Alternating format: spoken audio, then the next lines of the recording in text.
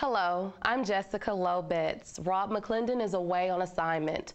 Oklahoma prison populations are bulging at the seams, a devastating fact that's weighing heavily on our state's fiscal resources.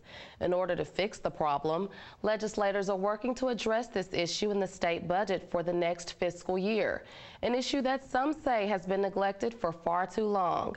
KOSU's Rachel Hubbard has more. More than 24,000 people call an Oklahoma prison home. That population has grown from around 5,000 people since 1980, and hundreds of people are waiting in county jails to get into the state's correctional facilities today. The ever-expanding population has left state legislators trying to figure out what to do about overcrowding.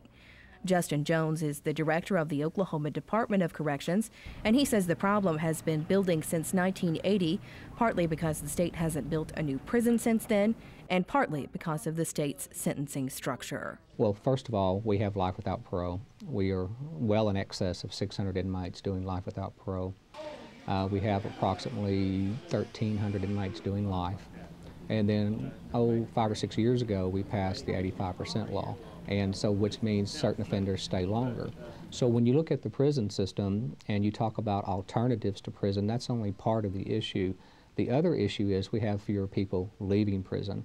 Legislators trying to understand the extent and nature of the overcrowding problem have been touring Oklahoma prisons, including the Lexington Assessment and Reception Center. So far, about a dozen legislators have taken that tour this session, and Randall Workman, the warden there, has been able to show them what overcrowding means.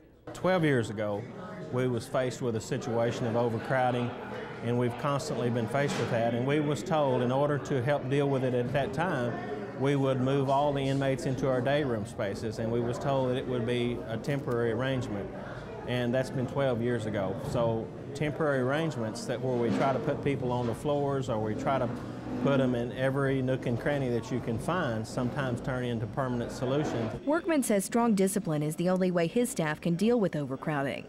But he says it's still a struggle to stay in compliance with health and fire codes because there are too many people at the Lexington facility and at every other correctional facility in the state.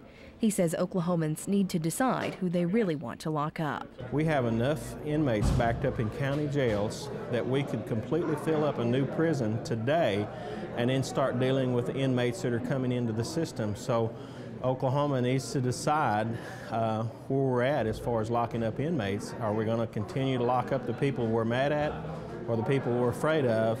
And if we're going to do that, we just needed to figure out how we're going to pay for it all. Freshman Representative Scott Martin toured the Lexington facility to learn about the challenges he will face as a state legislator.